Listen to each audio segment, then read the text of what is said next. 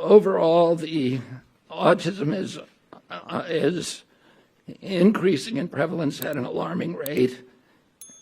The study tests 8-year-olds who were born in 2014. The ASD prevalence rate in 8-year-olds is now 1 in 31. Shocking. There's an extreme risk for boys. Overall, the risk for boys of getting an autism diagnosis in this country is now 1 in 20, and is high in California, which has the best data collection. So it probably also reflects the national trend, 1 in 12.5 boys. This is part of an unrelenting upward trend. The prevalence 2 years ago was 1 in 36.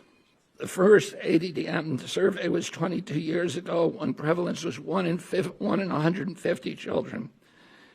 In all the core states, the trend is consistently upward, and most cases now are severe.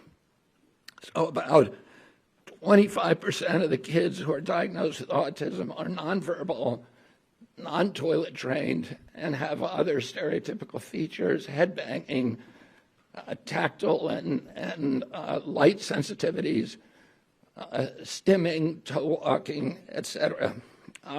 We know it's an environmental exposure. It has to be. Genes do not cause epidemics. They can provide a vulnerability. You need an environmental toxin. Autism destroys families. More importantly, it destroys our greatest resource, which are our children. These are children who should not be suffering like this. These are kids who, many of them were fully functional and regressed because of some environmental exposure into autism when they're 2 years old. And clearly there are industries. This is coming from an environmental toxin. And somebody made a profit by putting that environmental toxin into our air, our water, our medicines, our food.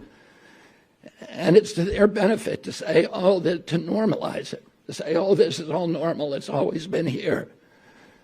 But that's not good for our country, and it's not good for the press to not be more inquisitive, to not be more skeptical.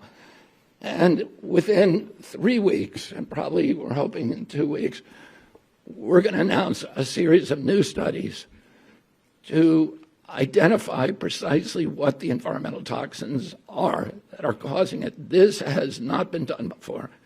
And we're going to do it in a thorough and comprehensive way, and we're going to get back to with an answer to the American people very, very quickly. And are you open to following the science regardless of whether it confirms some of your expectations or not?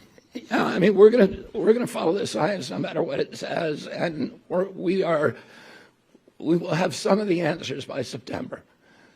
It's going to be an evolving process. We're going to issue grants the way that it's always done to university researchers and others. We're going to remove the taboo.